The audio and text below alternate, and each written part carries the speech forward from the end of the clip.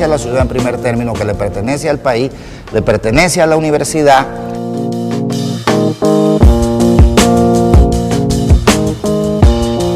La Bienal surgió como una necesidad de repensar la obra de don Mariano Picón Salas en el contexto de la Venezuela de los años 90. Y logramos reunir en Mérida los más importantes narradores de su momento.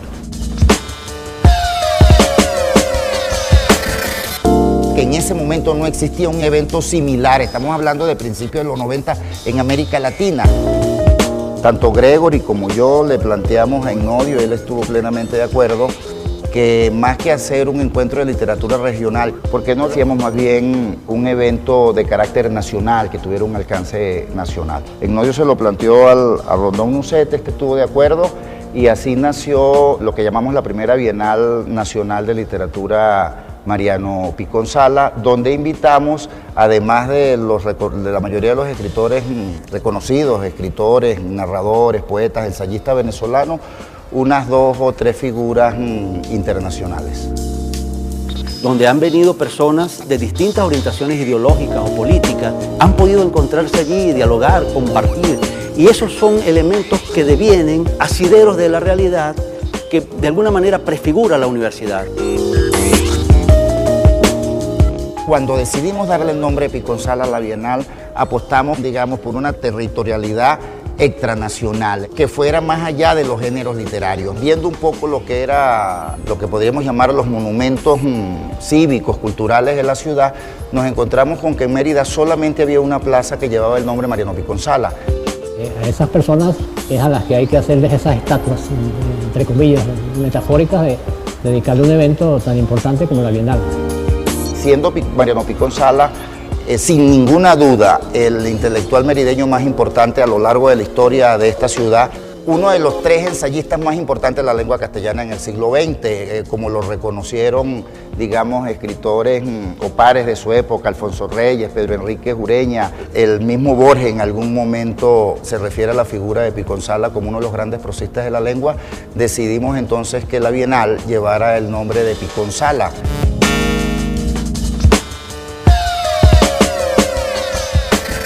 Para don Mariano Picón Salas, el sentido del ciudadano es sumamente importante y está atravesando todo su pensamiento.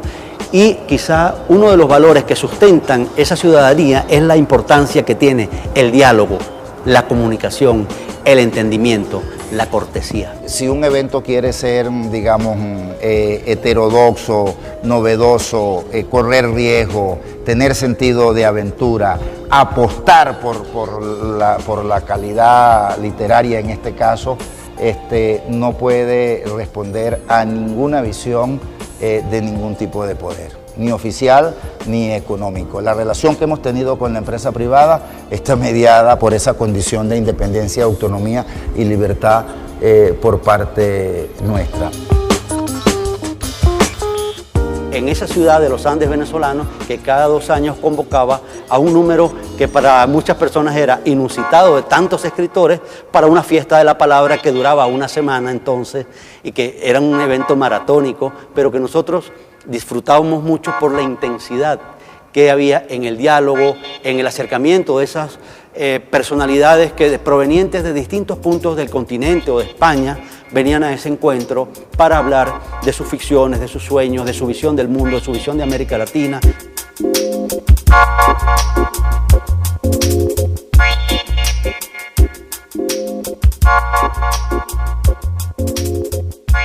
Tuvimos como criterio en la Bienal no invitar a figuras consagradas, sino invitar a escritores que estuvieran comenzando su carrera, que estuvieran comenzando su producción y por los cuales nosotros apostáramos en el futuro desde el punto de vista estrictamente literario. La Bienal no funciona como las ferias del libro, donde la gente va a hacer negocios. Aquí van los escritores y algunos de ellos llevan sus libros, los hacen circular entre sus amigos y eso hace que, de alguna manera, el circuito cultural que genera el intercambio bibliográfico crezca de una manera considerable. Cuando uno invita en este momento a un escritor de Argentina o de Colombia o de Perú o de Chile o de España, tienen el gusto de asistir al evento. los temas de cada bienal convocaban un poco la discusión del día sobre el papel del intelectual en América Latina o el papel de las editoriales en la difusión del conocimiento, y eso fue de alguna manera perfilando el evento con la fortaleza que se le conoció o se le ha conocido a lo largo de estos 20 años.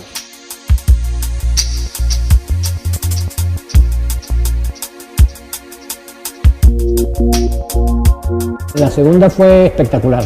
Estuvieron Enrique Vilamata, Sergio Pitol, Juan Villoro, Moreno Durán de Colombia, bueno, una cantidad de escritores los más importantes que en ese momento.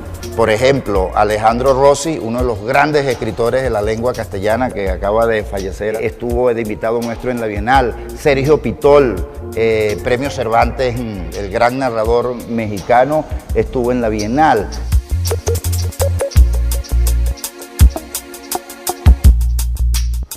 Prácticamente la mayoría de los escritores hispanoamericanos han pasado por Mérida.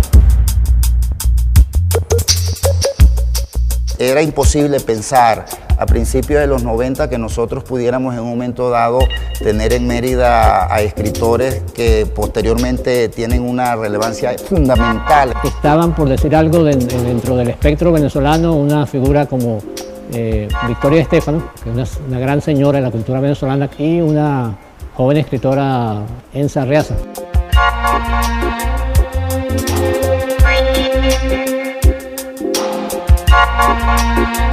Por supuesto, esto se debe a la proyección que tuvieron obras, como decía anteriormente, de Vilamata. Vilamata en muchos ensayos ha escrito sobre la Bienal de Mérida, sobre la ciudad, y César Aira, el gran narrador argentino, tiene inclusive una novela que se llama El Congreso de Literatura, que tiene no menos de unas 15 ediciones en distintos países. Se ha hecho el concurso de poesía, que ha habido premios muy importantes. La Universidad de los Andes, que ha sido nuestra aliada principal, concedió doctor honoris causa a 3 poetas. Juan Sánchez Peláez, Ramón Palomares y Rafael Cadenas. El primer premio de ensayo de la primera edición de la Bienal, por ejemplo, lo ganó Miguel Ángel Campos. Uno de los 2 o 3 ensayistas más importantes en Venezuela. Significa un prestigio para un escritor venezolano obtener el premio de la Bienal, porque hemos tenido el cuidado que todos los jurados de estos premios, y yo creo que eso es uno de los aspectos positivos, siempre están compuestos por 2 escritores internacionales y 1 nacional. Y por supuesto con el apoyo de instituciones como la Fundación Bicota, Fundación Polar y algunos bancos incluso en algunos momentos, y básicamente la Universidad de los Andes. Ha sido como la matriz en la cual lógicamente encaja la Bienal, porque todos los que trabajamos ahí trabajamos en la universidad básicamente. Lo mejor que le ha sucedido a Mérida es tener una universidad como la que tenemos. Quizás este carácter de independencia y libertad que hemos tenido en la organización es una de sus grandes fortalezas. Entonces es incluso muy difícil desde el punto de vista de uno, que fue el que comenzó ahí en esa primera Bienal con un teléfono sentado ahí tratando de convencer a alguien que viniera o tratar de conseguir un recurso para un pasaje, ver que eso se convierte en un evento que ahorita me parece que va rodando solo. Logre abrirse ya definitivamente a las otras áreas artísticas, que el evento empiece a generar en forma de tendencia crítica, heterodoxa, novedosa, un espacio cultural nuevo tanto en Venezuela como en América Latina. Es un evento abierto, dinámico, plural y que lo cobija, afortunadamente, y esperemos que así siga siendo, la universidad, que tiene esos mismos elementos, esas mismas características.